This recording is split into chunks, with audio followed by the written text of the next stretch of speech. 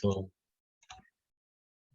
Alhamdulillahirabbil alamin wassalatu wassalamu ala asrofil anbiya'i wal mursalin wa ala alihi wa ashabihi wa min tabi'ahum bi ihsanin ila yaumiddin. Alhamdulillah hari ini ya kita bisa kembali berkumpul setelah 1 bulan lebih ya, kira-kira 5 minggu dari terakhir mentoring sama Pak Maloka bulan Juni lalu. Alhamdulillah kita diberi kesempatan kembali lagi berkumpul walaupun online ya karena inilah the most visible way untuk berkumpul. Alhamdulillah. Ya apalagi ya, saya bingung ya, saya harus bilang apa, karena tadi salawat dan salam sudah di awal, tapi kita bahasa Indonesianya ya. Salawat dan salam semoga selalu tercurah kepada seluruh Nabi dan Rasul, terutama Rasul terakhir Nabi Muhammad SAW, kepada keluarganya, kepada para sahabatnya, dan semoga sampai kepada kita umatnya di akhir zaman. Ya, saya belum dapat bocoran apa materi hari ini dari Pak Maloka ya, jadi mungkin saya mah langsung aja mengalihkannya langsung ke Pak Maloka. Mangga Bapak, saya persilakan. Baik, terima kasih Ilham, adik-adik semuanya. Assalamualaikum warahmatullahi wabarakatuh. Waalaikumsalam warahmatullahi wabarakatuh. Alhamdulillah, alhamdulillahilladzi arsala rasulahu bilhuda wa dinil haq yudhhirahu 'alad dini kullih wa kafaa billahi syahida. Syukur kita panjatkan kehadirat Allah pagi hari ini. Alhamdulillah kita masih dikasih kesempatan ya untuk bisa bersama-sama di layar yang sama lah, dan mohon maaf bulan Juli kemarin saya tidak bisa menjumpai adik-adik ya. Jadi saya 1 Juli sampai 16 Juli itu harus terbaring di rumah sakit Distira. Nah, kemarin saya tanya juga sebetulnya ini materinya apa. Sekretaris saya bingung juga apa ya sebetulnya, mengenai apa persimpangan jalan atau apa katanya di usia 20-30 tahun. Tapi tak pikir-pikir itu saya punya teman ya, teman saya itu dulu kerja di ISQ yang sama Pak Ari Ginanjar itu, namanya Pak Hasanuddin Thayyib. Tiap hari itu ya selalu ngirimin one day one ayah. Jadi 1 hari dengan 1 ayat. Kebetulan yang tadi pagi saya terima kok kelihatannya ayatnya baik juga. Ya, jadi itu surat ke-13 Ar-Ra'd ayat 28. Ya. Tapi karena kalau langsung di 28 itu kayak kurang enak. Jadi saya sampein aja dari 27 ke 28. Walaupun nanti saya lebih banyak cerita mengenai ayat yang ke-28-nya. A'udzubillahi minasyaitonirrajim. Bismillahirrahmanirrahim.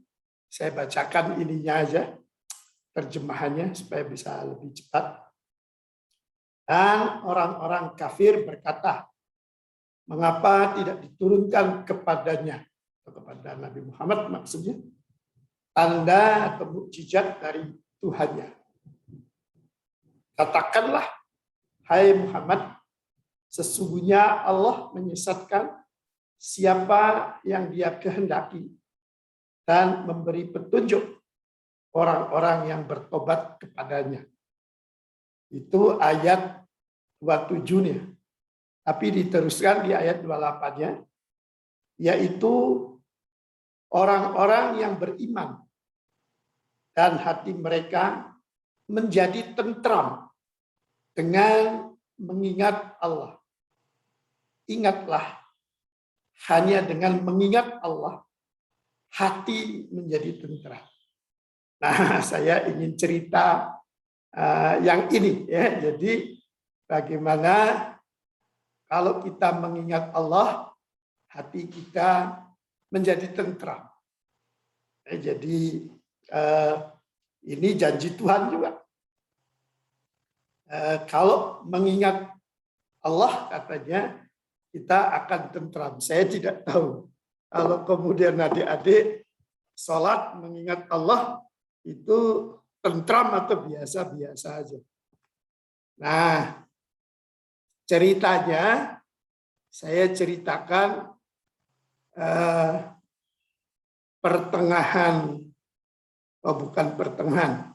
akhir Juni, ya, tanggal berapa itu, 20 sekian lah, 24 atau berapa, itu saya kelihatannya merasa agak batuk-batuk.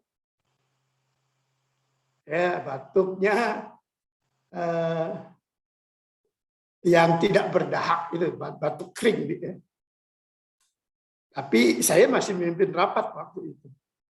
Saya sekarang jadi ketua tim World Class University di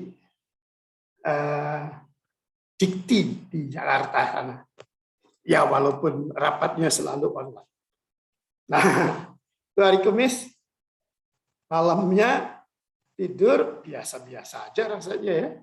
Tapi tengah malam itu bangun menggigil demam. Hari Jumat kayak sembuh, pagi-pagi itu kayak biasa aja. Siangnya batuk-batuk lagi, demam. Akhirnya Sabtu saya cek juga. Wah, ini jangan-jangan saya kena COVID gitu ya. Jadi saya dengan istri saya cek, ini ternyata kena positif COVID. Ya, untuk cek antigen itu. Istri saya tidak punya gejala waktu itu, belum bergejala. Tapi karena sama-sama positif, kemudian Senin itu kayaknya kita tes semua. Ya, saya hubungi teman saya yang di dokter senior di guru besar di Fakultas Kedokteran. Ya, jadi dicekin semuanya. Ternyata ya ini saya tidak tahu di sini ada orang kimia atau ada orang biokimia enggak. Itu D-dimer saya, protein namanya D-dimer, itu udah 4 kali, 5 kali dari yang normal. Nah, protein itu yang kemudian katanya bisa membuat darah itu kental. Nah, kalau darahnya kental, itu bisa mudah koagulasi. Kalau koagulasi di saluran darah yang ke otak, itu namanya stroke nanti. Tapi kalau ke saluran darah yang ke jantung, itu jantung koroner. Jadi intinya waktu itu rumah sakit di Bandung itu penuh semua. Untung ada teman yang dapat di rumah sakit Dustira itu. Ya. Di rumah sakit Dustira itu rumah sakit Angkatan Darat di Cimahi, dari rumah sakit tentara. Teman yang itu adalah mungkin kamu yang dari ITB kenal lah ya, Pak Kadarsah Suryadi, yang gitu ya. Jadi mantan rektor ITB. Jadi akhirnya kita 1 Juli saya masuk di situ. Nah, saya kaitannya dengan ayat tadi, ya namanya aja orang sakit ya. Ya salah orang sakit. Kok rasanya kenapa saya kena COVID itu? Biasa. Karena saya itu mengkonsumsi vitamin D itu 10.000 unit. Ya, yang ada teman saya yang selalu dokter yang menganjurkan itu tiap hari. Vitamin C 1000 unit. Vaksin sudah divaksin pertama kali. Dan sudah vaksin kedua dan segala macam. Tapi masih kena juga. Nah, ada nasihat yang baik. Ada nasihat yang baik dari senior dokter. Pak, sudah Pak, terima saja sakit itu dengan ikhlas, dengan senang hati, artinya sama jembar. Jembar itu terbukalah hatinya, jangan sempit hatinya. Jadi itu yang nasihat itu ikhlas, senang, jembar. Ya, jadi itu. Nah, konon kalau kita kayak gitu, itu imun kita jadi meningkat. Ya, jadi imun di tubuh kita itu akan meningkat. Nah, tapi satu sisi kan kita tahu, kalau Anda sakit, Anda terima dengan ikhlas, insya Allah kalau sembuh juga bisa dimaafkan semua dosa-dosa dan kesalahan. Jadi walaupun mungkin awalnya ya susah, tapi kalau kita pikir-pikir gitu ya ngapain saya harus sedih gitu kan? Ya, udah sedih sakit lagi, tambah nggak enak, tambah susah itu.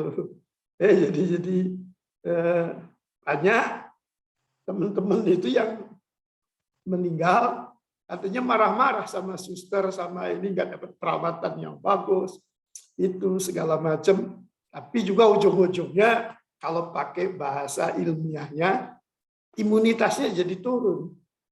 Ya, kita stres, perlu oksigen lebih banyak, segala macam kayak gitu kan. Jadi dengan kita nerima, dengan kita ikhlas, dengan kita senang, jadi dengan jembar hatinya, orang Jawa mestinya ngerti. Saya tidak tahu Ilham kamu orang Jawa atau orang Sunda, tapi kelihatannya Nugraha ya, bukan Nugroho. Jadi kalau kita jembar, itu imunitas kita itu naik. Bahasa ilmiahnya.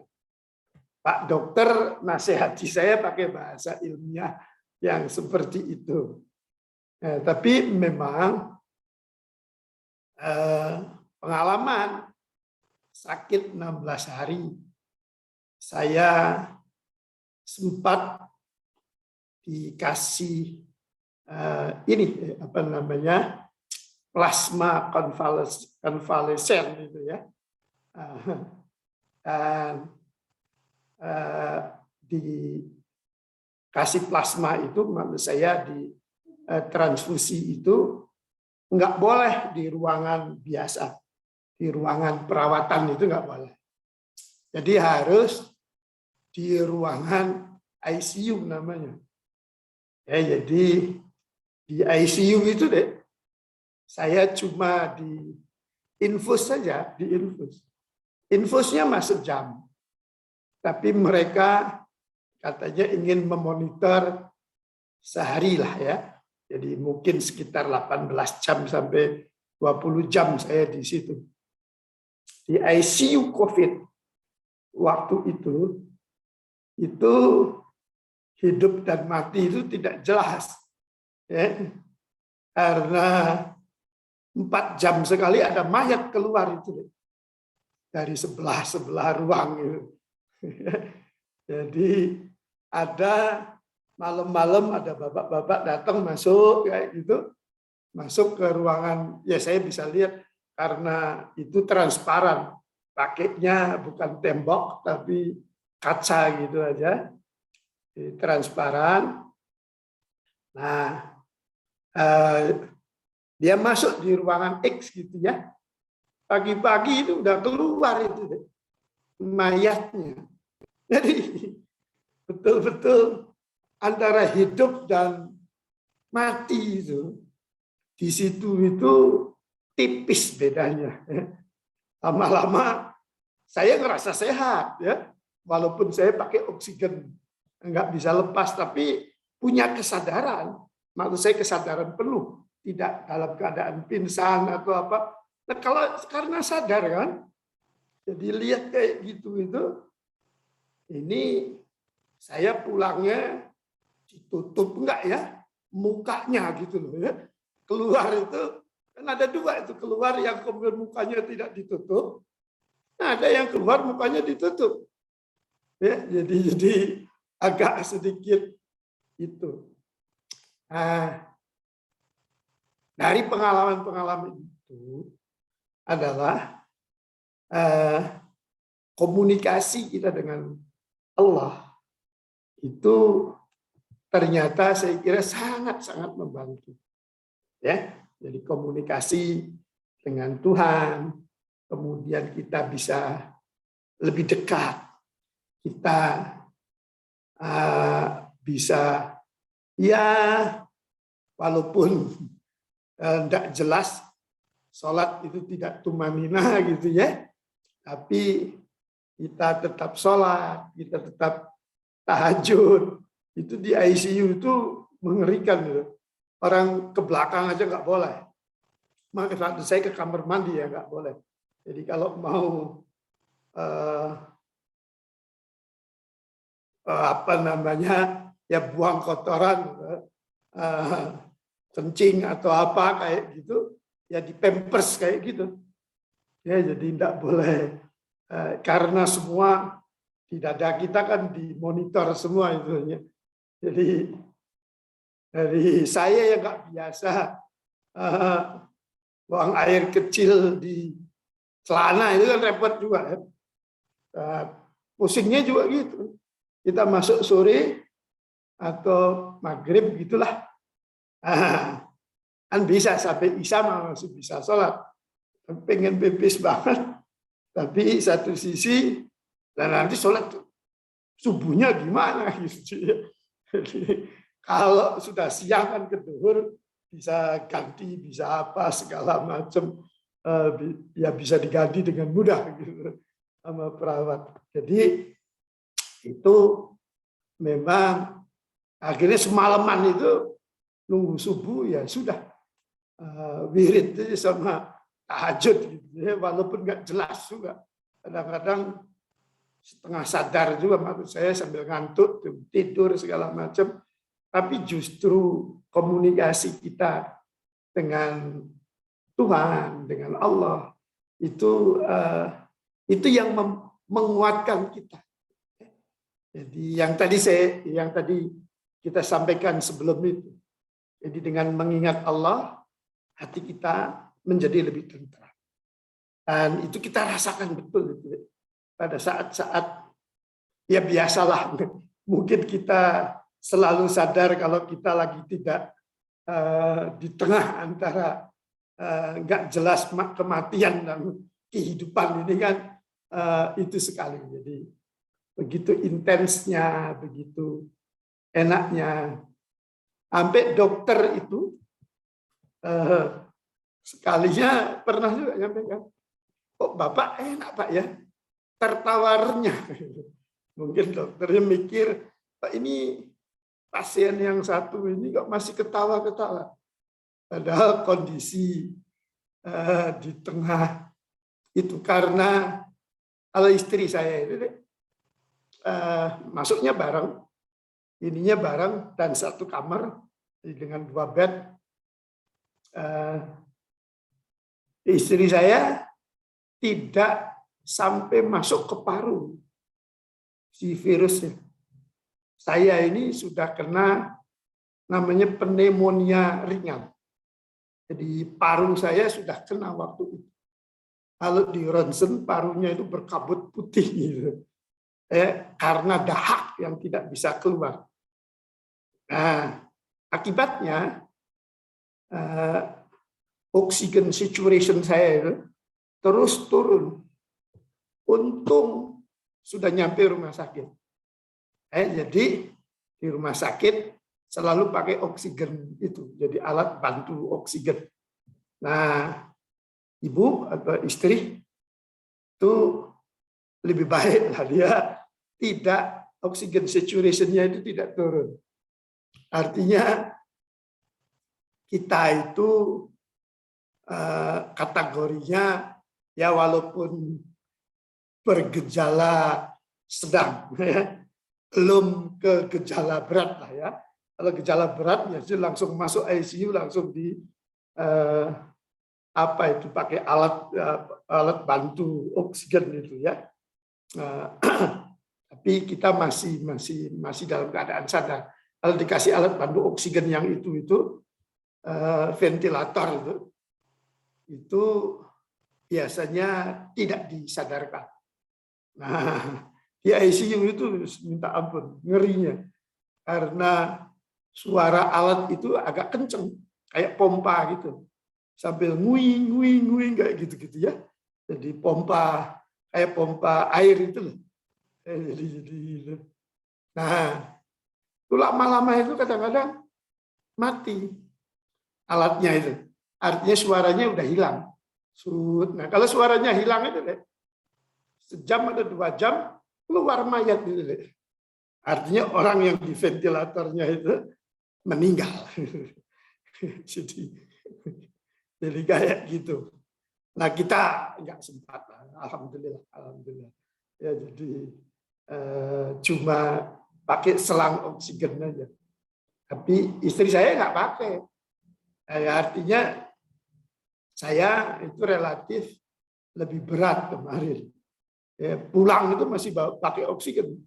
Walaupun sekarang ya sudah seminggu di rumah, saya mulai copot oksigennya sudah.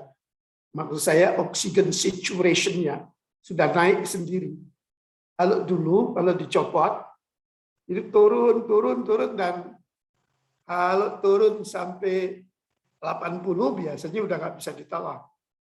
Jadi alhamdulillah kita di rumah sakit, ini dari bed itu dari kasur, mau ke kamar mandi gitu ya, atau mau gosok gigi kalau malam gitu, itu kan cepat kan, 4-5 menit gitu.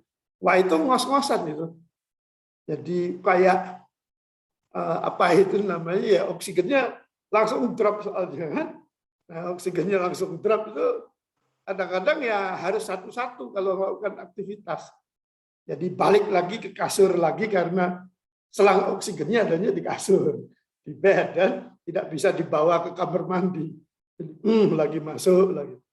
Jadi, nah, maksud saya yang dalam keadaan yang kayak gitu, yang menguatkan itu adalah ya keikhlasan kita menerima kita sakit. Ya. Bahasa ilmiahnya nanti diterjemahkan, Pak, imunitas Bapak jadi lebih kuat. Ya. Kemudian kita pasrah, kemudian kita berkomunikasi dengan Tuhan dengan lebih baik, dengan Allah, itu membuat hati kita lebih tentram. Dan hati kita lebih tentram, tentu lebih menyenangkan. Ya, jadi itu. Nah, jadi selama di rumah sakit itu, saya kadang-kadang masih memimpin rapat itu dari rumah sakit. Rapat yang tiap minggu, tiap hari Kamis itu, saya memimpin rapat kadang-kadang ya tidak berani keluar videonya, karena kalau keluar videonya selang di mana-mana itu ya, ada 2 selang, selang infus sama selang pernafasan gitu. Jadi tapi ini tapinya, oksigen saya itu bisa naik kalau kemudian saya ketemu orang lain. Ya walaupun virtual nih. Jadi saya juga mikir, jangan-jangan mungkin ajaran yang mengatakan bahwa kalau ada saudara atau teman yang sakit, ditengok. Jadi orang sakit itu rupanya ya perlu ditengok. Dalam hal kasus kami, ditengoknya pakai virtual. Ya. Jadi saya rapat, saya ketawa-ketawa, itu sangat membantu. Ternyata juga membantu kesehatan juga. Membantu oksigen yang tadinya turun, tidak terus turun. Gitu ya. Jadi malah dia agak naik dikit. Gitu. Jadi kalau rapat biasanya saya copot, malu kan kalau pakai video, pakai selang segala macam. Jadi selang nafasnya kita copot, itu ternyata dia tidak turun. Karena hatinya itu jembar tadi. Jadi ketemu orang, ketawa-ketawa, oh masih ini yang namanya berguru lah ya, ketemu orang lain. Dan itu yang kemudian rasanya banyak membantu. Jadi pas tadi pagi saya dapat dari teman saya Arod 28, saya kira saya bilang saya share aja lah dengan adik-adik di sini. Kebetulan juga ya kembali kita punya pengalaman yang ini. Problemnya itu deh ya. Saya itu deh, bidang saya biokimia.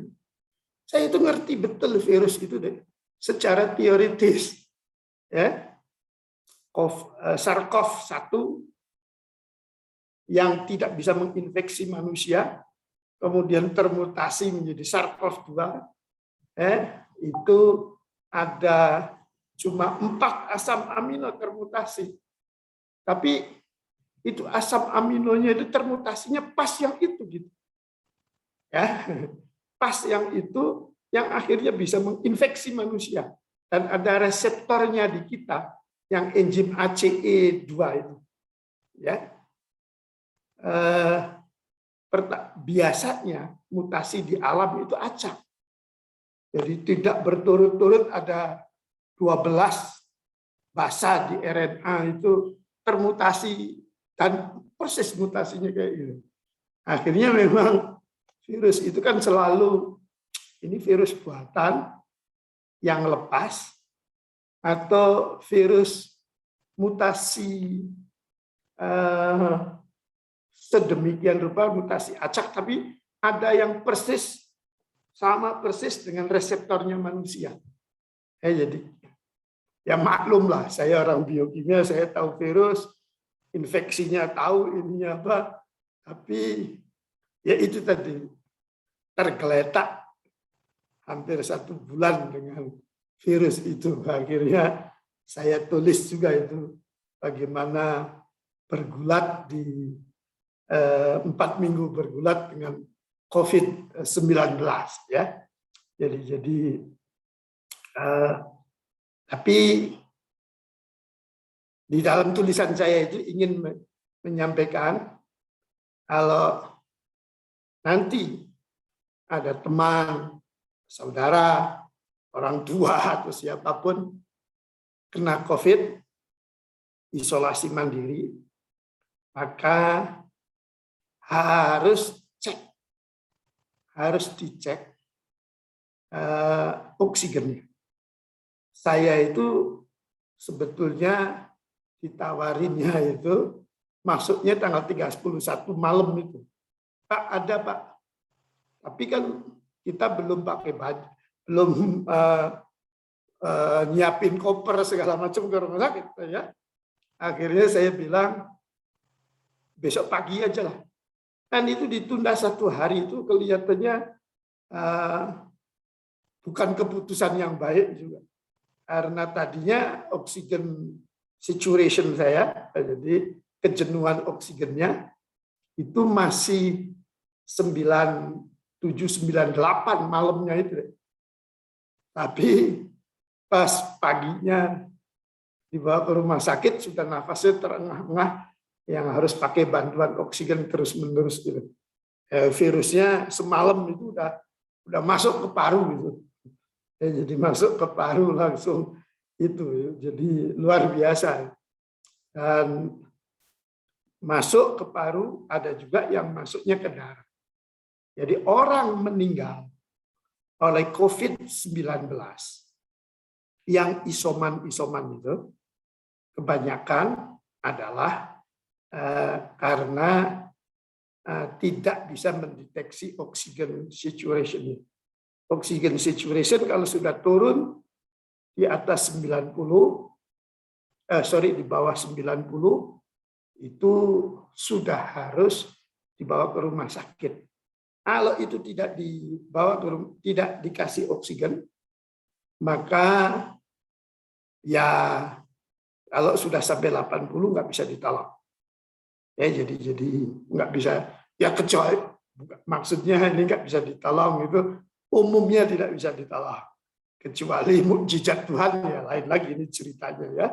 Jadi itu meninggalnya orang yang kena COVID. Yang kedua, meninggalnya COVID itu adalah dampak dari COVID. Jadi banyak sekali. Kalau virusnya itu biasanya 2 minggu dia sudah pergi itu biasanya, sudah selesai lah ya. Jadi virusnya sudah itu 2-3 minggu itu. Tapi akibat yang kenaknya itu darah bisa kental. Kalau kemudian orangnya punya gula, itu namanya kita bilang komorbid kan, bisa tahu-tahu serangan jantung atau gagal ginjal atau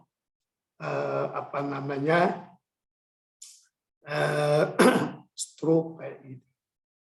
Nah, yang kedua itu parunya itu, paru kita ini inflamasi namanya ya. Jadi kayak kebakar, peradangan.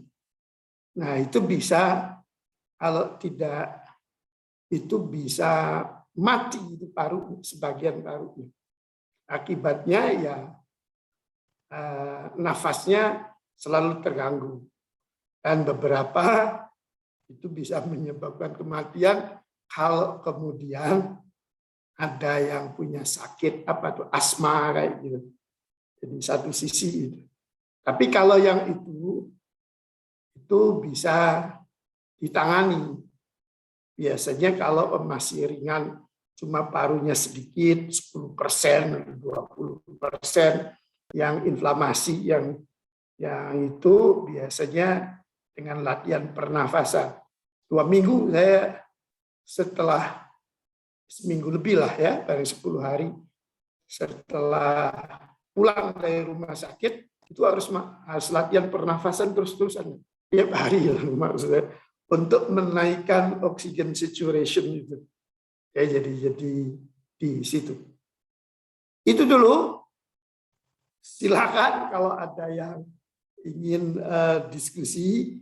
Jadi intinya kalau nanti ya ada apa aja lah ya, bisa sakit, bisa mungkin ada masalah apa yang kita tidak bisa kuasai. Ingat ada Allah ya, dan mengingat Allah itu menenteramkan hati kita. Apakah Anda sakit atau ada masalah-masalah yang lain, masalah besar yang kemudian itu ingat itu. Ya, jadi menurut saya kalau perbanyaklah berkomunikasi dengan Allah. Jadi berkomunikasi dengan Allah ya monggo seperti apa, apakah kemudian sholat tahajud atau semua sholat sunnah dijalankan atau apa dan itu bisa menenteramkan hati kita. Kalau kemudian Anda mau ikut mau ujian berdebar-debar ya hatinya ini segala macam, ingat Allah ya, bisa menenteramkan hati kita. Jadi itu pesan saya untuk yang hari ini ya. Terima kasih. Mangga kalau ada yang mau ditanyakan. Ilham, mangga.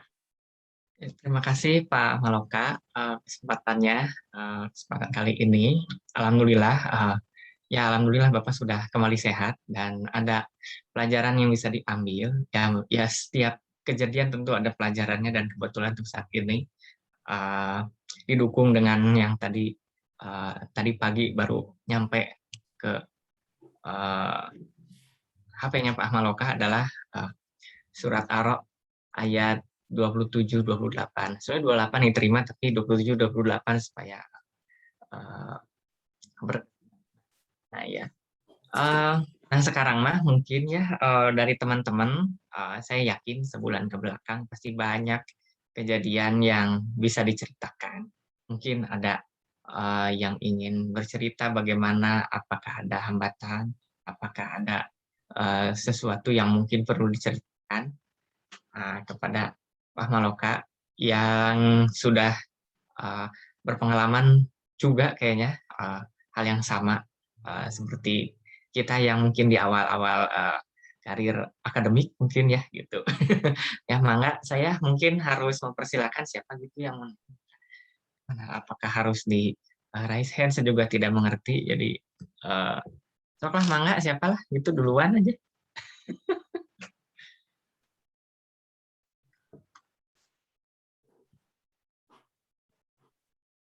Cek speakernya. Oh, apakah suara saya masuk? Nah, Masuk. maksud saya biasanya yang mau ngomong itu di mute-nya sudah di unmute. Oh Siapa iya. mau Ali dulu, Ali atau siapa? Siti Nuraini itu. Boleh, Pak. Silakan. Mungkin sedikit bercerita sebulan ke belakang. Jadi sebetulnya sama juga, Pak. Qadarullah dikasih cobaan juga, kena COVID juga tanggal 27 Juni sampai pertengahan Juli. Dan itu berdekatan dengan pengumuman tahap akhir Chevening yang qadarullah belum diterima. Terus ada juga pengumuman retake IELTS yang kurang memenuhi persyaratan kampus. Emang lumayan sedikit menguras mental. Tapi di tengah semua ya berita-berita yang kurang menyenangkan, alhamdulillah dikasih kabar baik juga. Ternyata yang proses LPDP-nya diterima sampai tahap wawancara dan alhamdulillah sudah masuk tahap wawancara juga kemarin. Mungkin ini gitu ya Pak ya, perjalanan 1 bulan kemarin lumayan juga sih, jadi mengenal kembali value diri sendiri gitu ya. Sebetulnya apa sih yang mau dikejar dalam hidup ini gitu ketika menemui semua banyak kegagalan. Jadinya lebih ke kenapa sih harus berjuang di jalan ini gitu. Ketika menemukan tahu value-nya sendiri, jadi lebih semangat, oh ya, walaupun menemui kegagalan, insya Allah ketika tujuannya sudah jelas, sedikit menguatkan. Mungkin kalau dari Bapak Ahmad sendiri gitu ya, pernah nggak sih Pak sepanjang perjalanan karir menemui banyak kegagalan dan kadang-kadang suka lupa value di awal niatnya itu di jalan ini mau apa sih gitu Pak. Terima kasih. Baik, terima kasih. Ya, saya kira semua orang biasa gitu ya. Kalau kemudian gagal itu kan biasa. Justru gagal itu kan yang menguatkan kita untuk bisa bangkit dengan lebih baik. Ya, jadi justru seringnya untuk kita kegagalan ini jadi pelajaran. Ya, jadi pelajaran untuk bisa lebih baik. Ya, jadi pelajaran untuk lebih baik lagi. Nah, memang cita-cita atau apapun ya, keinginan cita-cita kita memang selalu goyang-goyang kayak gitu kan ya. Wah ini begini apa saya bisa ini. Tapi maksud saya dengan sebuah lingkungan yang baik, Ya, jadi ada teman juga yang mungkin bisa ngingatin, atau orang tua atau apa, itu biasanya sangat membantu. Jadi ya banyaklah deh kegagalan itu, tapi ingat juga bahwa itu yang terbaik. Ya, jadi kalau kita misalnya punya cita-cita mau jadi apa, kemudian jadinya yang lain, itu artinya yang terbaik untuk kita yang itu kan ya. Jadi banyak orang mungkin ada yang inginnya kuliah di MIT gitu ya, siapa tahu ada yang itu keterimanya di yang lain lagi ya, ya mungkin itu yang terbaik ya.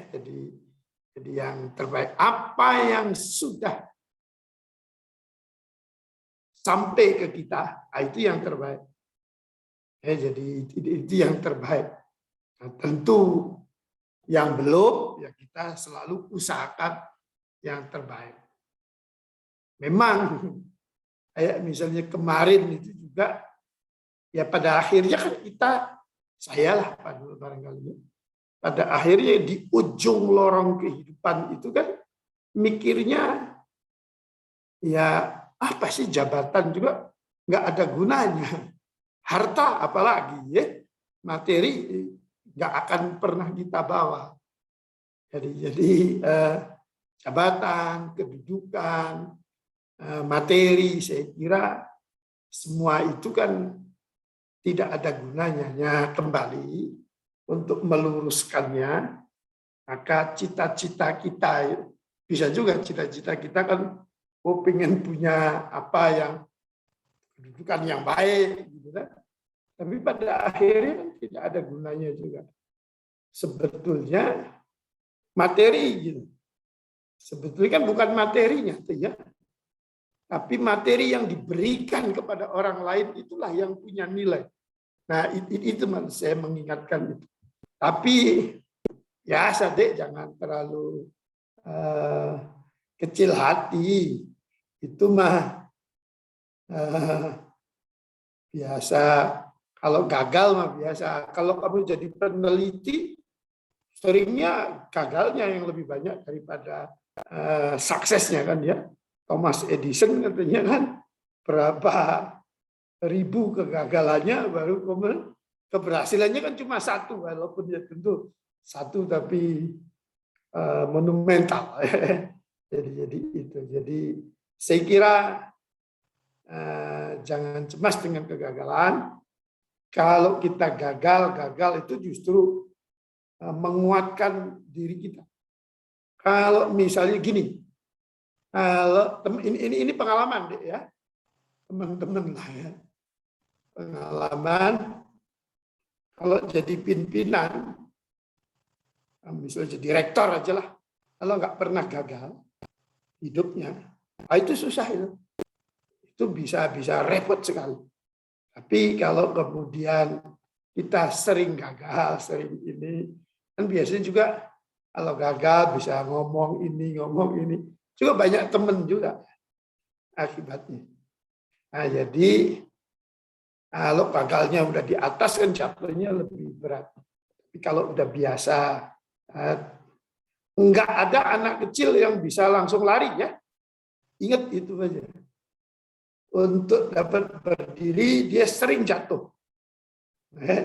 Untuk dia bisa jalan kaki dia sering jatuh.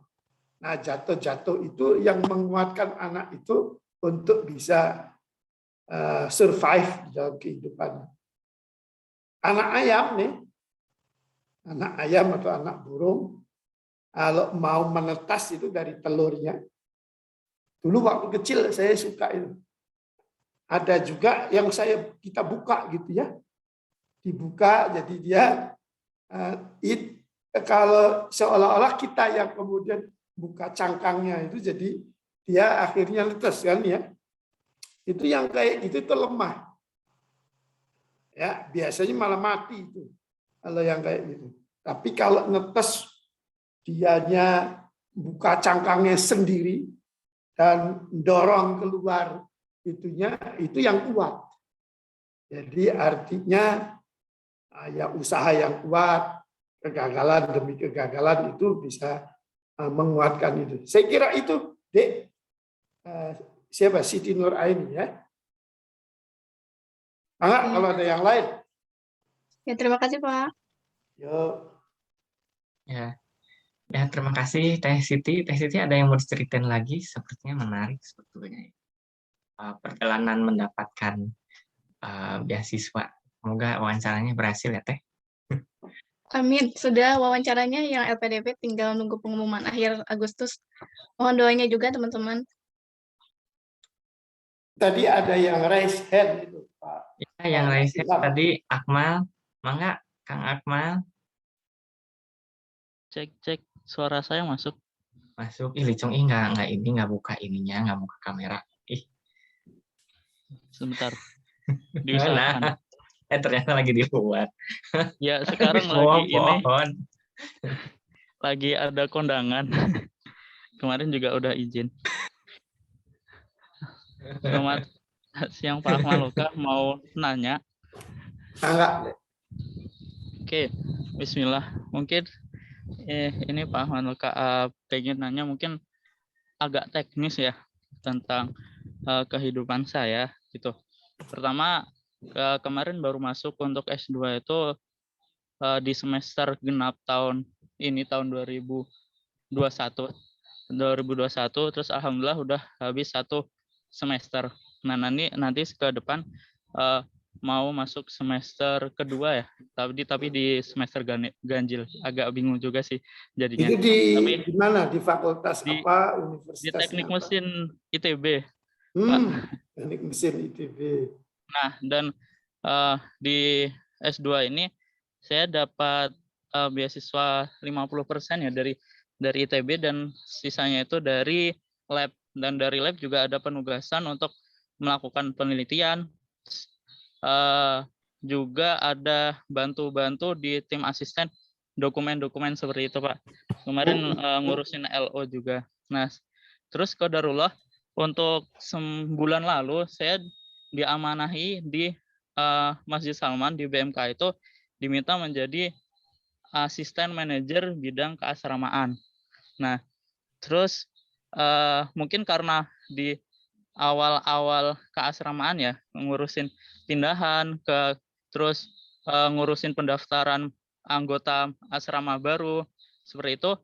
Jadi amanah-amanah yang di ITB itu agak lepas, agak keteteran gitu.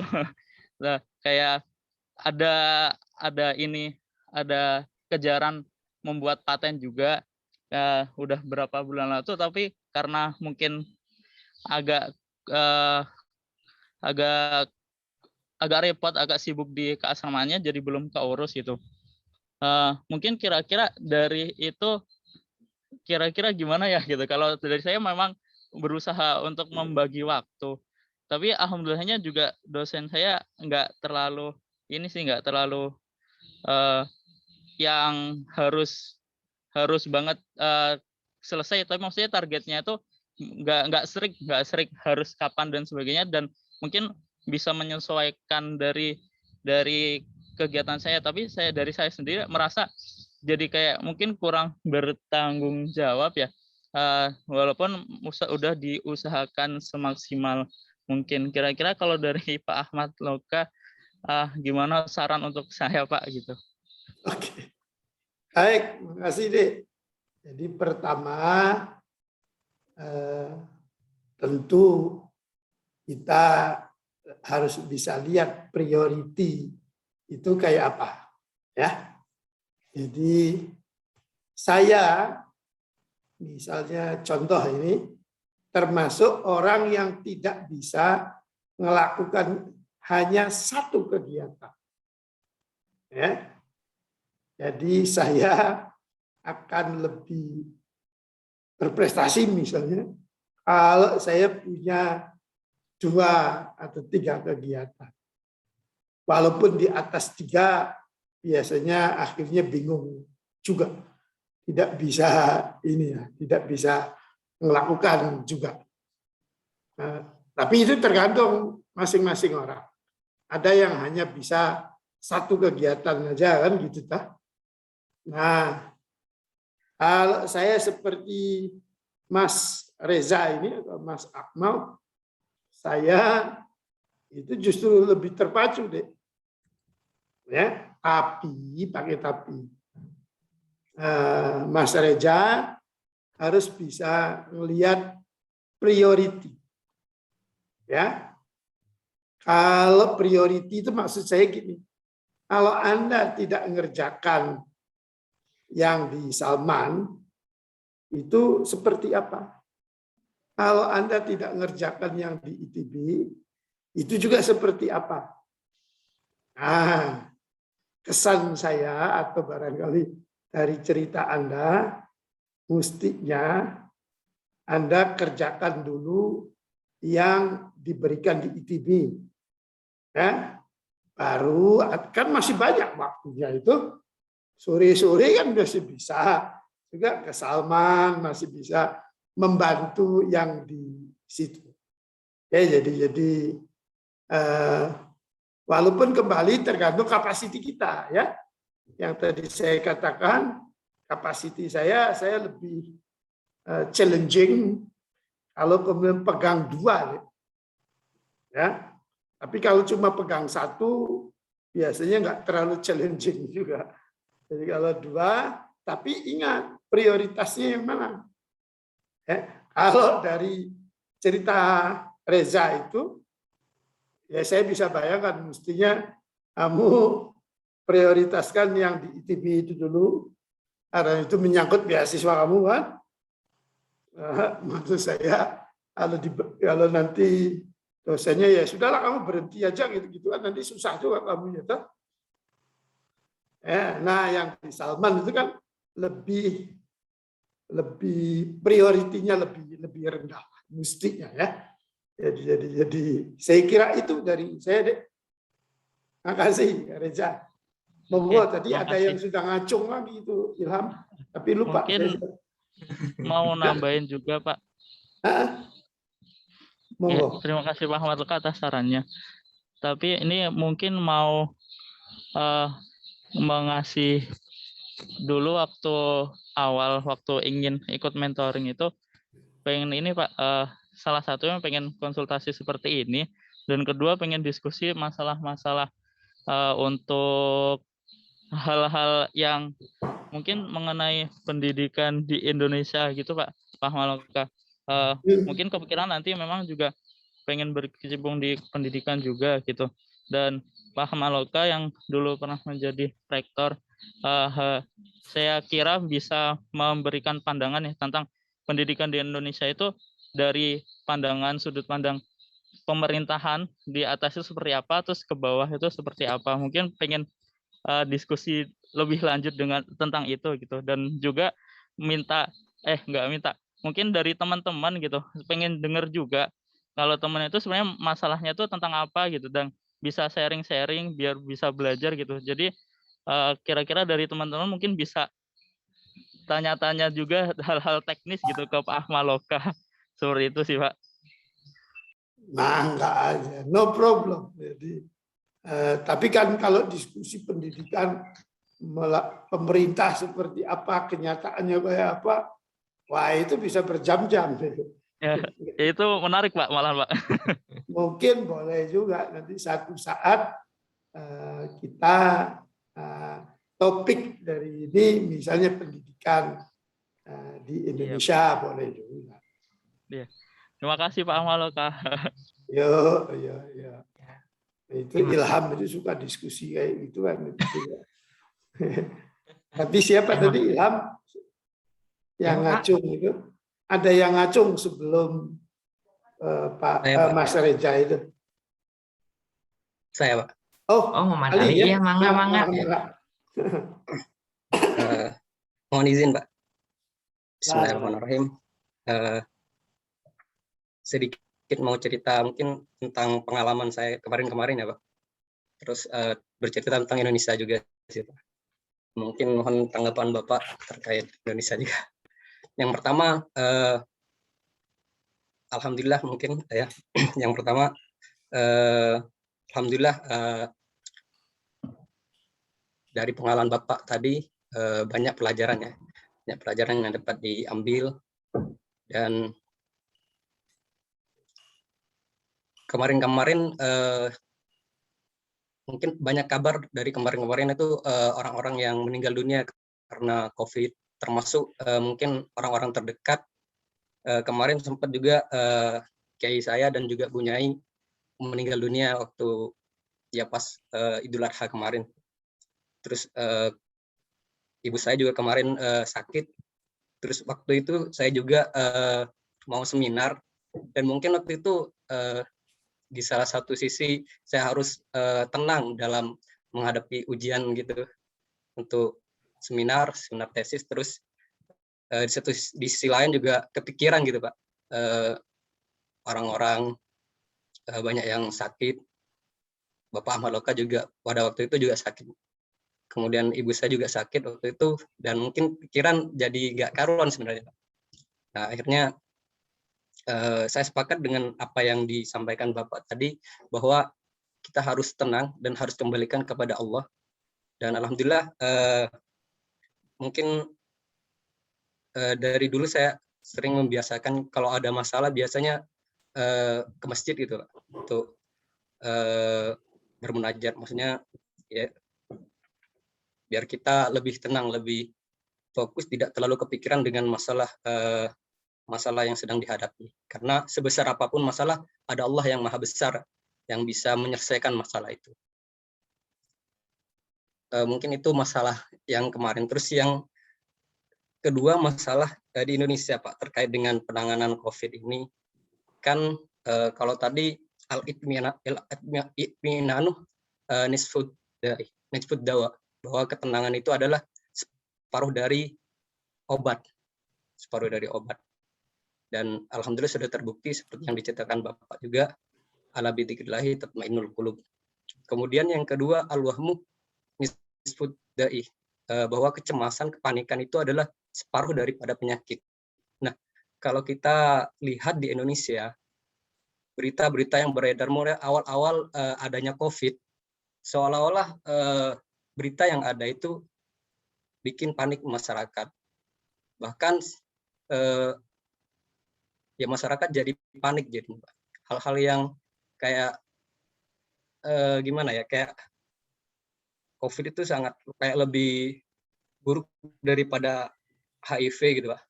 Seolah-olah orang jadi takut jadinya. Jadi itu kan jadi menambah kepanikan, itu menambah kecemasan, dan mungkin akan menurunkan imun masyarakat. Dan itu terjadi di Indonesia. Bahkan mungkin itu ditambah lagi dengan netizen Indonesia yang bermacam-macam gitu di dunia media medsos gitu, yang komennya macam-macam, terkait vaksin juga macam-macam. Ada yang bilang kalau divaksin itu akan tambah sakit, banyak yang meninggal dan lain sebagainya, dan itu akan menambah orang-orang yang awam yang nggak tahu, akan menambah kecemasan. Dan ini mungkin menjadi atensi yang harus kita perhatikan daripada kita ya, orang-orang yang udah lebih paham seharusnya apa yang harus kita lakukan. Nah, mungkin bagaimana pendapat Bapak terkait dengan kondisi Indonesia yang seperti ini? Mungkin kita hanya tidak bisa banyak yang kita berbuat untuk pemerintah yang memberikan aturan yang seperti ini dan seperti itu. Misalkan harus ada kartu vaksin kalau mau ke naik kereta ataupun naik pesawat, sehingga banyak orang yang pengen punya kartu vaksin demi untuk bisa mengurus sesuatu gitu kan, harus ada kartu vaksin, sehingga mereka mau tidak mau harus mau vaksin walaupun dalam dirinya punya penyakit yang itu tidak dibilang, kadang seperti itu Pak, karena terbukti ada yang meninggal karena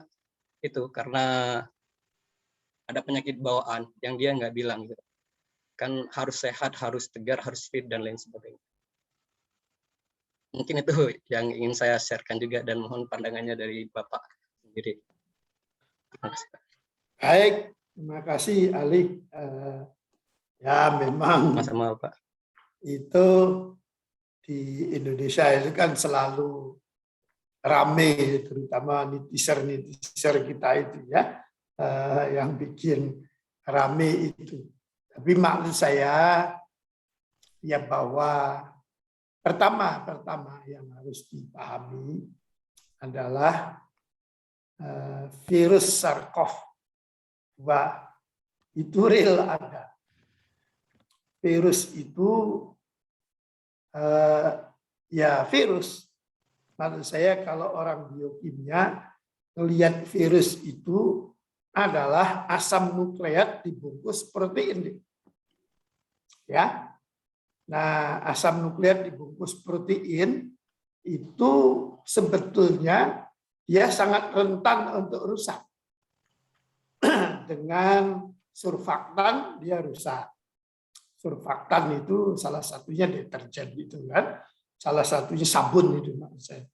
Jadi Pak, kalau kemudian kita pakai sabun ya no problem sebetulnya. Dan dia bisa masuk ya lewat tangan karena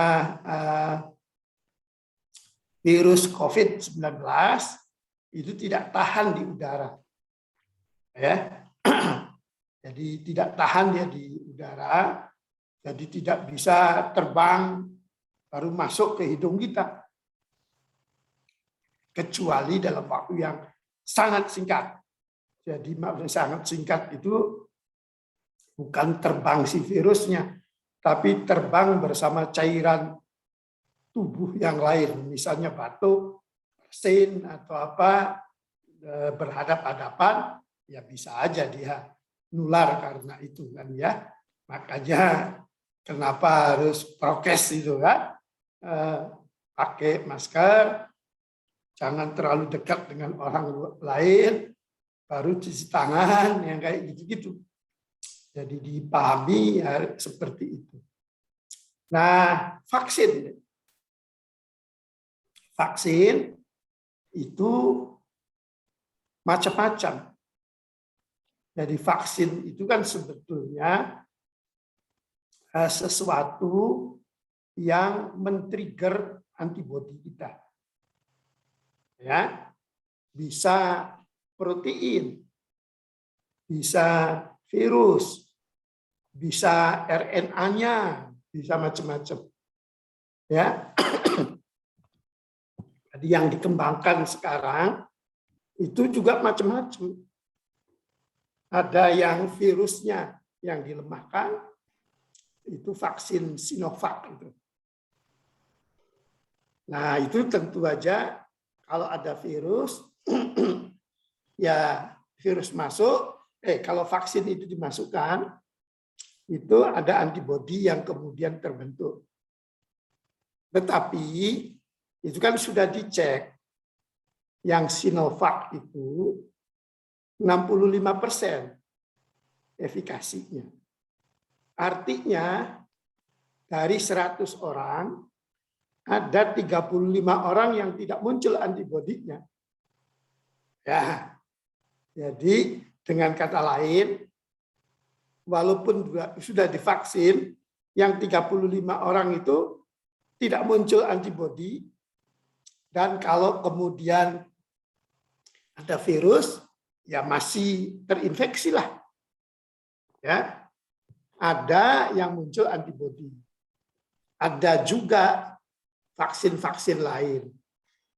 Vaksin lain, misalnya yang Pfizer, yang di Amerika itu, efikasinya 95. Jadi dari 100, cuma 5 yang kemudian meleset. Ya, yang tidak muncul antibodi itu. Nah, vaksin itu di samping untuk pribadi, yang tadi itu untuk masing-masing pribadi ya. Tapi kalau semua orang sudah punya antibodi, 70% populasi masyarakat itu punya antibodi, artinya virusnya sulit ditularkan. Dengan kata lain, pandemi ini berakhir. Ya, jadi makanya sekarang itu di Amerika ngejar 70% itu. Nah, di tempat lain juga gitu, di Indonesia ngejar sampai dengan September katanya kan, untuk bisa 70% tervaksinasi. 70% rakyat, tapi kan ada juga yang sudah pernah kena, gitu ya. Orang yang sudah pernah kena itu juga punya antibodi. Dia sulit ketularan orang lain atau sudah tidak bisa ketularan, tapi juga tidak bisa menularkan kan gitu. Jadi itu yang namanya herd immunity itu. Ya, jadi itu gunanya vaksin, melindungi pribadi sama melindungi masyarakat. Makanya pemerintah memang inginnya itu sebanyak-banyaknya tervaksin. Tapi kan ngurus orang ya, dengan pendidikan yang beda-beda, dengan suatu kesadaran yang beda-beda, dan memang pasti susah. Akhirnya kadang-kadang pemerintah itu makan di warung Tegal harus divaksin gitu loh, maksudnya supaya vaksin itu kan sebanyak-banyaknya. Ya. Dan itu dilematis memang. Ya, dilematis karena belum ada dalam sejarah katanya. Herd immunity, jadi komunitas itu sudah kebal karena vaksin. Karena vaksin itu kan bisa diproduksi hari ini untuk virus yang hari ini tuh ya. Nah, virusnya itu sekarang belum stabil, masih bermutasi kayak gitu. Sehingga itu Pfizer yang tadinya bagus, bisa di Amerika itu, sekarang dengan munculnya varian Delta. Dan sekarang bukan Delta, bukan hanya Delta maksud saya. Ada variasi dari varian-varian, ada varian-varian lain yang ibunya itu varian Delta itu, gitu loh. Jadi ibunya varian Delta yang di India itu, nah sekarang ada variasi-variasinya. Nah itu yang katanya beberapa varian yang itu bisa menjebol vaksin yang dari Pfizer itu. Makanya di Amerika sekarang muncul itu lagi. Di Indonesia gimana? Di Indonesia lebih banyak lagi itunya ya. Jadi tapi kan orang ya selalu akhirnya orang yang tidak berpandangan yang berbeda dengan pemerintah kadang-kadang jadi rame. Tapi maksud saya untuk kita dalam keadaan kondisi yang kayak gitu ya mestinya kita tetap tenang lah ya. Jadi kita tetap tenang dan pakai pikiran kita, jangan ke bawah-bawah. Orang yang habis divaksin nanti mati, ya nanti sih mati semua kan ya. Tapi pakai 2 tahun meninggal gitu setelah itu katanya dari UNESCO. Tapi ternyata kan udah proof itu hoax. Ya. Jadi maksud saya jangan terlalu percaya deh yang kayak gitu-gitu. Ya. Jadi itu deh pengetahuan kita gunakan dan kita nggak usah terlalu panik lah. Ya, jadi kita apapun kadang-kadang juga ada juga yang masih kena kan gitu. Tapi anak-anak muda ini mohon maaf, saya itu ketularan sebetulnya sama sekretaris saya. Nah, tapi sekretaris saya itu 1-2 minggu dia sudah negatif. Malah sekretaris saya itu karena saya cuma dengan istri saya aja hidup di sini, anak-anak saya ada di Jepang 3-3-nya. Nah, sekretaris saya itu yang ngurusin saya selama di rumah sakit itu. Jadi kalau saya pengen gitu, jadi ya itu. Tapi karena dia masih muda deh, seminggu dia hilang itu virusnya. kitanya yang kemudian sebulan sampai harus masuk rumah sakit, harus masuk apa. Jadi konon katanya gini, kalau kita kena COVID itu ada 3 jenis. Tergantung imunitas kita, tergantung varian virusnya yang masuk, tergantung banyaknya virus yang masuk. Dan respon tubuh kita akan beda. Ya, kalau respon tubuh kita imunitasnya tinggi, ya mungkin OTG. Kalau virusnya yang masuk sedikit, juga mungkin OTG. Artinya antibodi kita langsung bisa mendeteksi ada virus dan virusnya belum sempat banyak itu gitu ya. Kalau ini dari ilmu biokimia deh. Jadi dari ilmu biokimia. Jadi kalau kita tenang, apalagi Anda yang masih muda, dan untuk diketahui Anda kena COVID-19, dokter itu deh, kalau di rumah sakit sudah hafal. Jadi mestinya no problem dengan COVID-19 itu. Ya. Problemnya itu adalah kalau kita punya komorbid. Nah, kalau kita punya komorbid, serangan COVID-nya bisa kemana-mana ke penyakit kita yang sebelumnya itu. Memperparah penyakit kita. Jadi, saya kira yang muda, yang kayak gitu sih, yang relatif komorbidnya belum banyak, itu no problem. Tapi kalau usianya memang udah 50-60, itu kan tetap aja orang darah tinggi, gula, jantung, kolesterol, penyakit-penyakit kayak gitu biasanya sudah punya duluan. Ini yang memperparah. Itu dulu komen saya lah, Dek.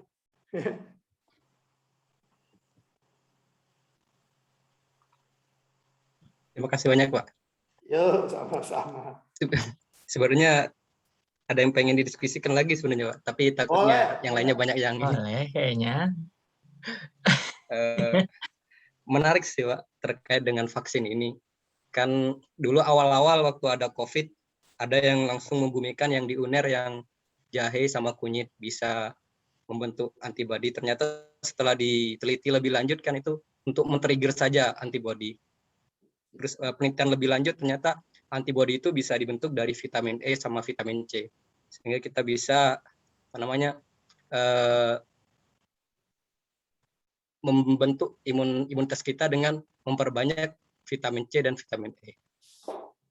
Nah, terkait dengan kinerja mekanismenya itu karena kalau vitamin C sama vitamin E sebagai bahan dasarnya untuk membentuk antibodi, kemudian vaksin itu berarti mekanisme selanjutnya untuk bagaimana dia melawan si virus gitu ya. Ya, jadi gini nih. Pertama, vitamin D yang paling itu. Kalau vitamin E sama vitamin C itu namanya antioksidan kalau kita orang biokimia. Tentu antioksidan itu kalau ada serangan apa-apa ya dia namanya antioksidan. Jadi antioksidan itu anti karat itu loh, Dek. Kalau kemudian logam dilapisi anti karat, yang rusak dulu adalah anti karatnya kan. Jadi antioksidan kalau ada penyakit apa yang menghasilkan oksidator diredam dulu sama antioksidan, tidak langsung ke paru kita, tidak langsung ke tubuh kita gitu. Jadi inflamasinya tidak langsung. Nah, ada antibodi. Antibodi itu kalau ada virus masuk, virusnya itu ditutup sama antigen, sama antibodi kita itu. Karena dianggap ini antigen deh. Antigen ini tetap kayak gitu. Nah, akibatnya nanti tidak larut dalam air, tidak larut dalam darah. Jadi menggumpal. Virusnya ya tentu dibuang seperti biasa. Vaksin itu kayak virus-virusan, virus bohongan. Gitu masuk ke tubuh kita. Tubuh kita merespon, bikin antibodi. Nah, tapi karena ini lemah kan, virus dilemahkan, atau protein atau apa, itu kayak virus-virus bohongan. Gitu. Ya, jadi walaupun kadang-kadang panas badannya malam-malam gitu, itu yang bagus, itu artinya dia responsif. Nah, si antibodi itu sudah siap. Kalau tentara itu sudah baris gitu loh, Dek. Pada saat virus beneran datang, karena tentaranya udah siap, sudah baris, sudah pakai bedil segala macam, ya tinggal ditembakin aja. Itu fungsinya antibodi. Vaksin itu cuma memicu antibodi siap-siap menghadapi virus beneran. Makanya vaksin nanti setahun sekali katanya, mungkin ini tentaranya udah siap sekarang gitu kan. Tapi sudah 1 tahun, ini udah pada tiduran lagi tentaranya. Jadi kalau masuk virus, si tentaranya nggak siap. Nah, akibatnya orang sekarang mulai muncul kan, di booster Pak, vaksin ketiga katanya itu ya, jadi dikasih booster, ini siap lagi nih antibodi itu di dalam tubuh kita. Karena antibodinya siap lagi, saat nanti virus datang, sikat gitu. Kalau pelajaran dasar biokimia mengenai antigen antibodi, ya, jadi itu pelajaran dasar lah, pelajaran. Jadi semua orang yang belajar biokimia mestinya ngerti semua. Gitu Ilham. Jangan ngantuk kamu ya Ilham. Baik, Pak. Terima kasih banyak ya, Ikut Pak. membantu di OneNote ya. Makasih banyak ya Kang Ali dan Pak Maloka. Nah, ya berarti harus Terima kasih banyak juga, mencari Pak. lagi nih. Ini inisiatif yang lain siapa ya? Siapa lagi? Ini ada lagi nih yang mau cerita ini. Nanti tulisan saya WA ke Ilham ya. Oh iya Pak, nanti saya Nanti, bagi. sudah dapat belum Mamnya? Kayaknya Belum belum ya, Pak. belum punya. Jadi kemarin Siapa pulang tadi, dari rumah sakit saya tuliskan pengalaman saya 3 minggu dengan COVID ya. Nanti ke Ilham dan monggo Ilham bisa di-share, itu ada siapa tuh? Siti Nuraini juga Ilham. Ya. Tadi siapa Teh Putri mau bicara tadi? Oh iya, ada yang udah nanya. Ya, saya lupa. Makasih Teh Trisi sudah diingatkan. Ada tadi Teh Nina ya. Teh Nina mana ini Teh? Oh, ada di situ. Ini Pak Maloka ada yang mau bertanya. Dari Teh Nina Ratnasari, mungkin belum sempat menyalakan audio visualnya, nggak apa-apa. Oh, nah, silakan. Ya, itu yang ngacung Siti atau ini Nina? Ya, katanya begini Pak, bagaimana memotivasi atau mengatasi atau menghadapi ketua organisasi yang tiba-tiba hilang dan meninggalkan amanahnya dari organisasi Pak. Jadi istilahnya ini mungkin Teh Nina lagi berorganisasi sekarang, terus ketuanya hilang gitu, kabur, tidak mau mengurusi organisasinya. Nah jadi bagaimana caranya memotivasi mungkin diri dan teman-teman seorganisasinya? Oke. Ya pertama nggak tahu persis ya, itu perginya itu kenapa gitu. Tapi andaikan dia memang pergi dengan suatu alasan yang kuat, yang kemudian tidak itu, artinya kan tinggal diganti aja lah ya. Jadi ya dengan kumpul lagi dengan teman-teman di organisasi itunya. Mungkin level 2-nya kalau yang tadi topnya lepas, ya turun di bawahnya, coba ketemu ngobrol seperti apa, dan harus itu. Karena mestinya organisasi yang baik tidak tergantung dari individunya kan ya. Jadi organisasi yang baik, kalau maksudnya perguruan tinggi yang baik itu mestinya tidak tergantung rektornya. Rektornya siapa saja, sistem itu bisa jalan. Jadi misalnya kalau rektornya mangkat, itu juga ya harus di itu. Nah, itu barangkali. Tapi kalau kemudian enggak, saya itu justru ingin agar top manajemen itu balik. Oleh kalau itu ya personal.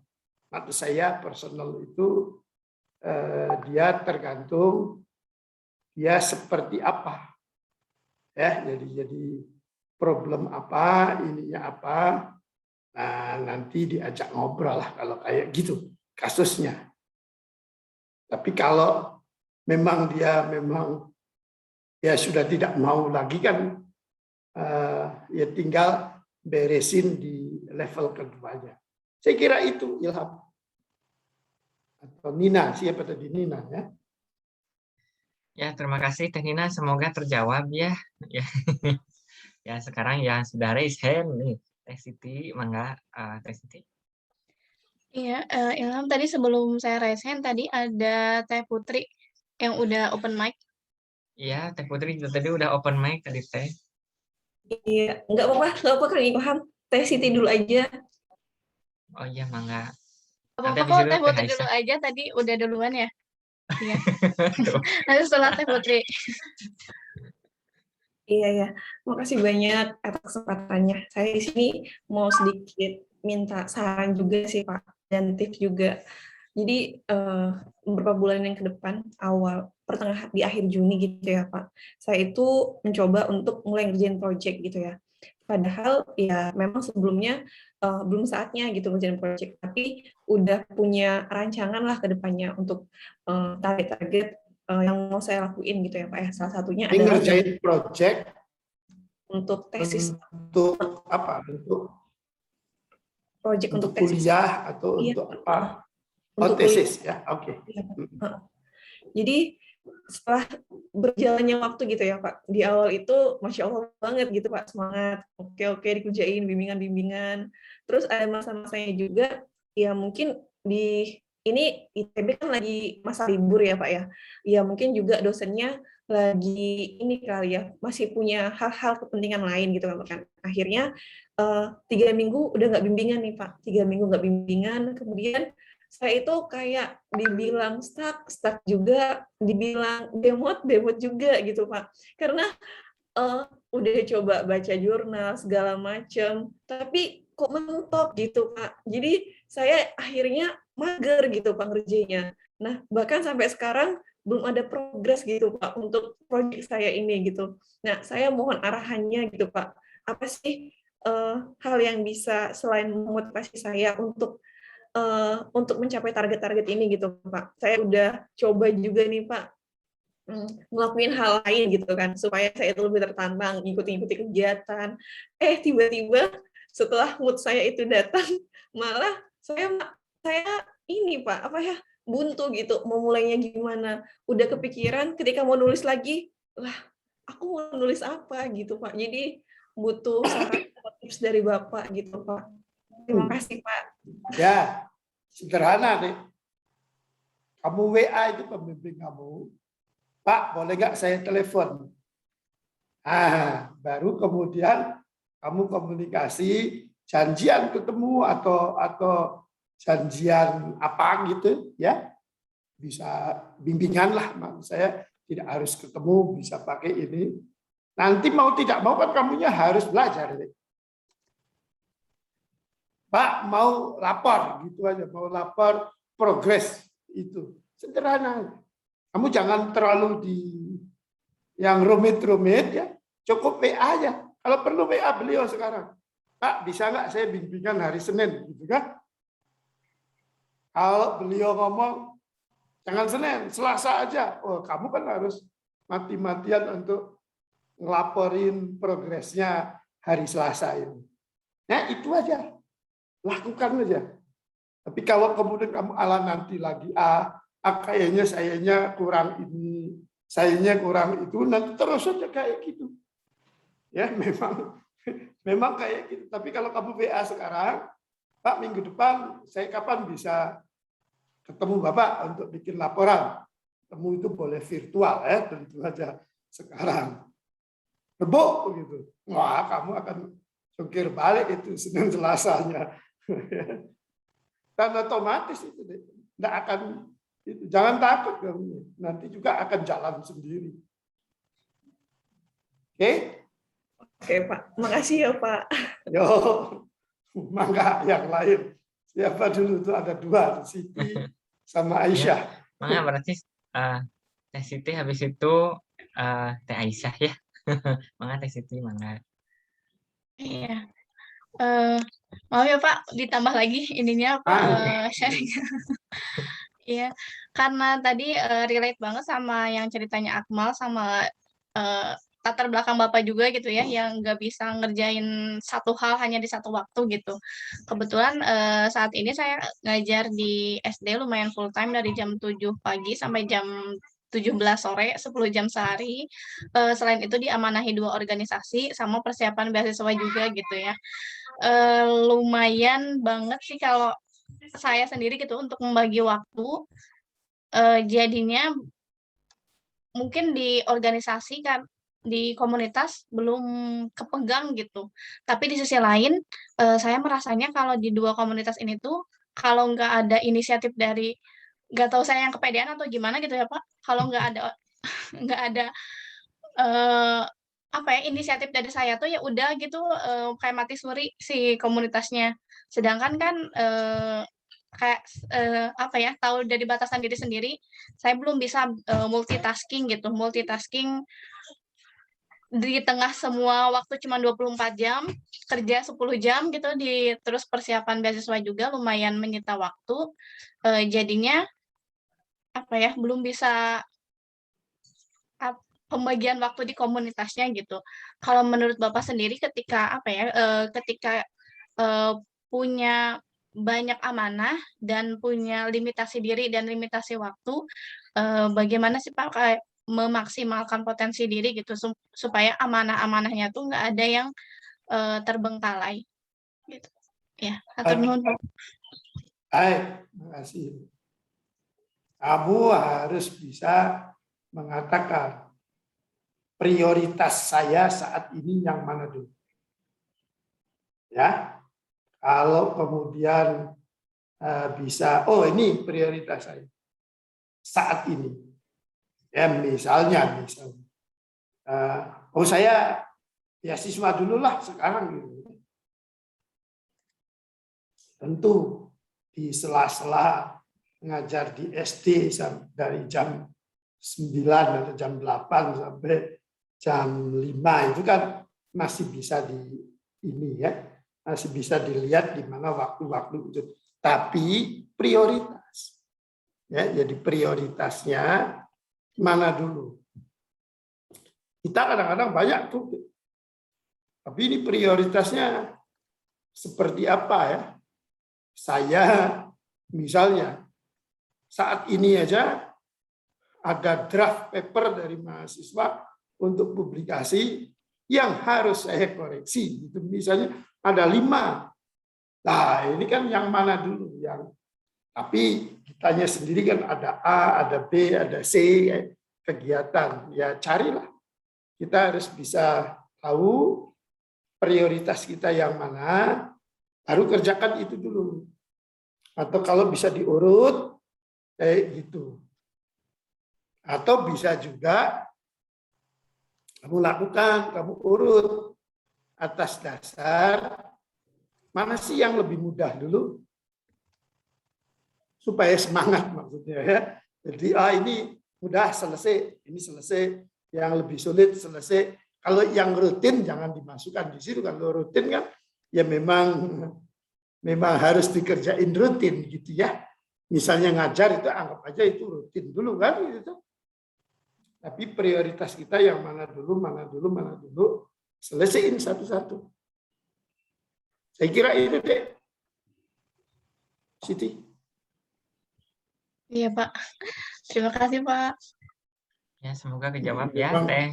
yang susah memprioritaskannya itu, Pak, katanya. Nah, itu harus berani dengan diri sendiri. Gitu.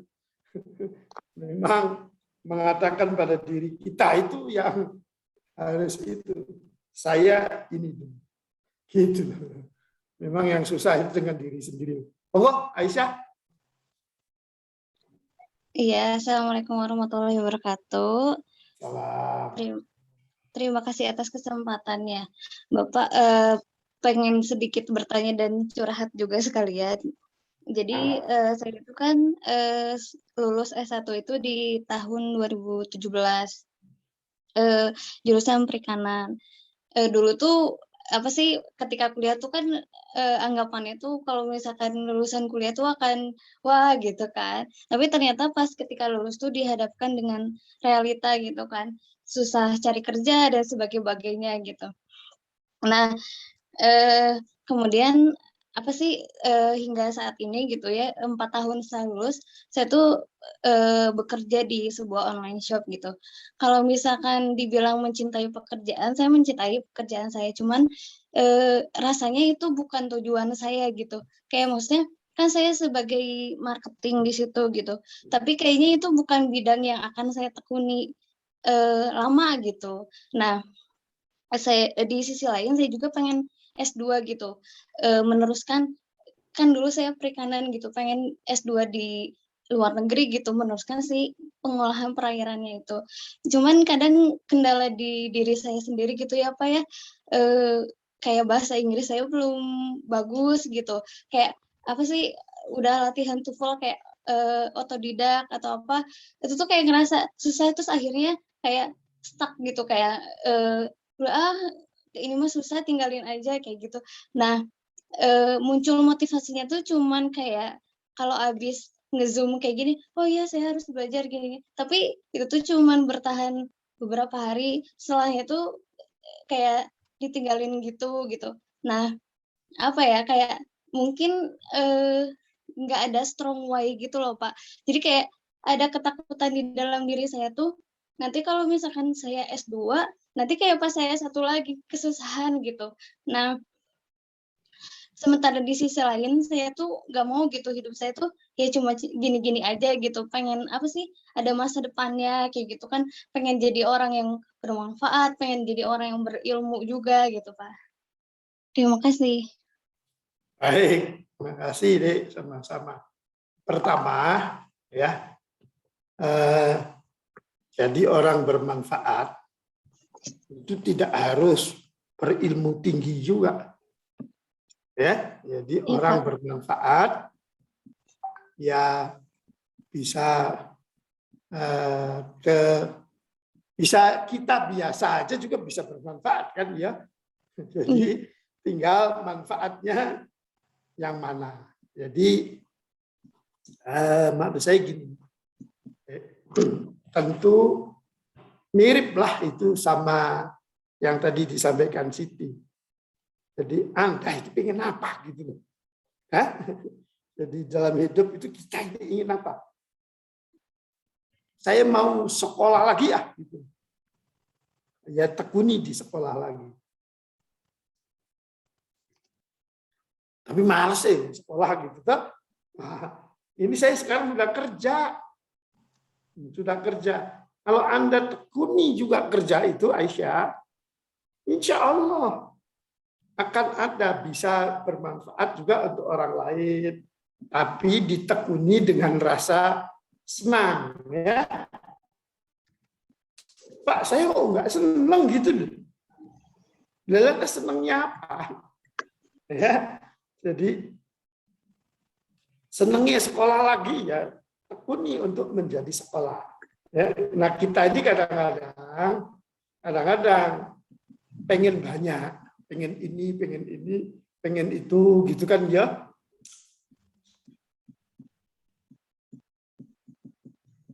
Tapi kan juga nggak bisa dimakan semua kan ya. Paling satu porsi juga perut kita kenyang kan. Jadi kembali akhirnya prioriti kita ini apa? Ya, oh saya mau ini membahagiakan orang lain itu bisa dengan kita yang sekarang ini gitu. Jadi kita tekuni. Jadi kalau sudah punya pekerjaan itu ditekuni, insya Allah jadi karyawan teladan kayak gitu kan ya. Jadi nanti punya prestasi, kalau jadi karyawan teladan kan jadi punya prestasi tahunan nanti mungkin jabatannya bisa dinaikkan atau apa. Tapi ingat, dengan sebuah ketekunan, tidak bisa sesuatu itu kita langsung dapat besar dan apa yang kita inginkan. Jadi ada cerita deh, teman-teman saya. Sekarang ya orangnya jadi dekan di mana, nggak usah disebutin ya. Wah Pak, saya itu pengen sekali jadi profesor. Luar biasa dia pengen jadi profesor. Setelah dapat itu profesornya, Pak, kok ternyata jadi profesor gini-gini aja ya, gitu. Iya memang gitu-gitu aja deh. Gue bilang, kamu tuh pengennya apa? Emang kamu bayangkan apa kalau kamu jadi profesor? Kayak jadi malaikat ya enggak juga kan ya. Kita yang udah profesor duluan gitu loh deh. Iya gini aja profesor itu. Bedanya dapat tunjangan lah dari negara nanti. Gitu loh ya, tambahan tunjangan ini. Tapi kan orangnya masih tetap ini. Nah sebetulnya kitanya kan yang kemudian saya mau nambahin makna apa dari keberadaan saya kan gitu kan. Bukan dari profesornya itu atau dari tadi S2-nya itu gitu loh deh. Tapi makna apa yang bisa kita tambahkan dari saya yang saat ini gitu loh. Kalau nanti kamu pengen S2, pengen S3 sudah selesai juga S2, S3, nanti ya kamu akan bilang, loh kok ternyata S3 kayak gini aja gitu. Ya memang S3 itu kayak gitu aja. Nah, yang akan jadi pleasure, yang akan jadi kenikmatan, itu kalau kita tekuni dengan segala kesulitannya, baru kita dapat petik hasilnya. Ya. Jadi profesor itu misalnya ini contoh. Jadi profesor misalnya. Saya itu senang sekali deh. Kalau saya diundang oleh murid saya, Pak, saya sekarang udah jadi profesor. Jadi beberapa murid saya itu sekarang udah beberapa jadi guru besar, beberapa jadi dekan, beberapa jadi wakil dekan. Nah, ngelihat murid yang kemudian itu dulunya kayak bodoh itu anak ini dulu ya. Kita kan tahu lah guru itu kayaknya nggak pinter-pinter amat gitu loh. Sekarang kok jadi wakil rektor gitu. Ya, alhamdulillah artinya kitanya kan ikut seneng. Dikasih undangan aja sama murid itu, Pak, ini hari ini tiketnya saya mau orasi untuk promosi saya menjadi guru besar. Kok iya rasanya seneng gitu. Walaupun dulu waktu sekolah S2, S3 kayak nggak pinter gitu loh, Dek.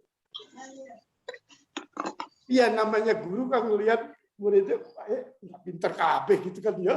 Ini biasa gitu. Tapi jadi itu ada pleasure. Nah, maksud saya, Aisyah, pleasure itu adalah dari kerja keras kita dapat membuahkan sesuatu apapun itu pleasure. Ya, itu kenikmatan.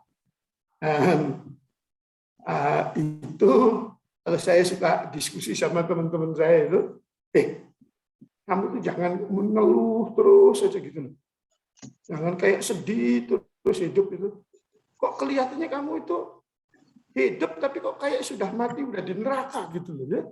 Karena susah sekali kan. Kok ini nggak enak, ini nggak enak, ini nggak enak. Jadi jangan sampai kita masuk neraka sebelum kita mati gitu loh. Kalau bisa masuk surga sebelum kita mati ya. Jadi itu. Ya, saya kira itu Aisyah bisa ditangkap kan maksud Bapak dah? Bisa Pak, iya. Terima kasih banyak Pak. Ya, terima kasih Yo. Bapak. Ya, semoga Teh Aisyah mendapatkan sedikit secercah petunjuk tambahan ya. Ya, memang menantang sekali ya di kondisi sekarang juga.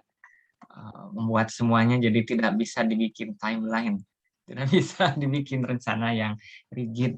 Jadi harus bahasa kerennya itu agile atau menyesuaikan dengan keadaan. Nah, ini gimana ya sekarang ya? Ya, sekarang siapa lagi ya Bentar yang lagi mau? udah duhur. Ya nih Pak, sudah mau zuhur. Jadi apa ya? Apakah kita Tapi tutup kalau ya ada yang satu dulu lagi tutup? boleh. Nah, ya satu lagi Pak, betul. Ada yang mau? Saya nawar-nawarin gini ya, kayak menawarkan apa saja.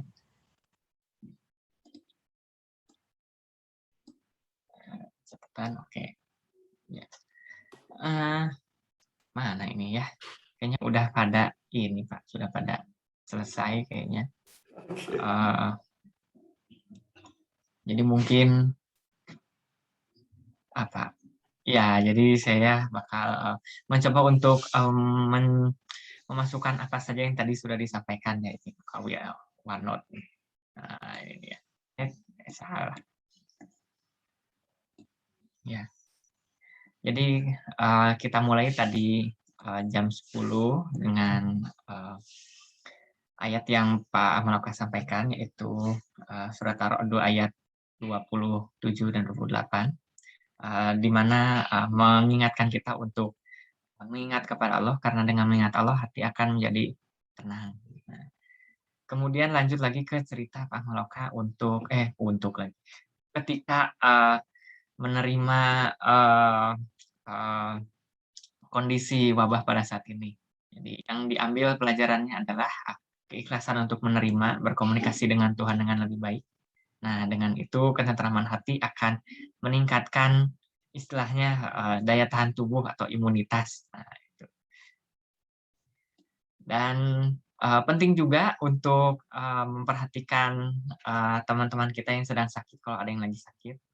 Karena dengan perhatian itu, ya mungkin kita sekarang nggak bisa nengok, makanya dianjurkan untuk menengok orang yang sakit, ya, kecuali pada keadaan saat ini lewat online virtually. Nah, itu akan meningkatkan daya tahan tubuh karena orangnya jadi senang. Gitu.